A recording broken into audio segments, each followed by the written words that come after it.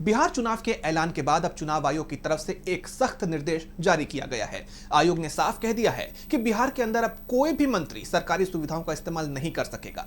बिहार सरकार की वेबसाइट्स पर भी उसकी तस्वीरें नहीं होंगी। केंद्र को भी चुनाव आयोग ने बेहद सख्त हिदायत दे दी है। तो क्या है चुनाव आयोग के निर्देश, जानने के लिए देखिए ये रिपोर्ट। बिहार में 6 अक्टूबर को चुनाव का ऐलान होने के साथ ही आचार संहिता लागू हो चुकी है और अब चुनाव आयोग की तरफ से इसे लेकर बेहद सख्त निर्देश जारी किए गए हैं।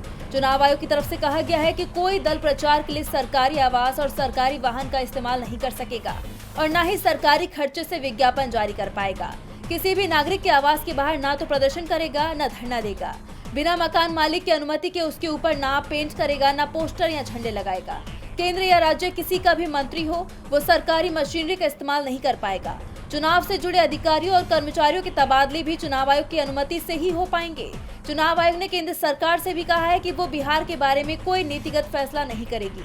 चुनाव आयोग की तरफ से कहा जा रहा है कि सभी सियासी दलों को बराबरी का मौका दिया जाएगा, लेकिन सवाल ये उठ रहे हैं कि चुनाव आयोग जो दावे कर रहा है क्या हकीकत में वैसा होगा, क्योंकि बिहार में चुनाव से पहले महिलाओं की वोट अपने पाले में करने के लिए प्रदेश सरकार की तरफ से 1 करोड़ 21 लाख महिलाओं के अकाउंट में 10-10 हजार रुपए भेजे गए थे और अब 17 अक्टूबर को फिर 19 लाख महिलाओं के अकाउंट में पैसे भेजने की तैयारी कर ली गई है।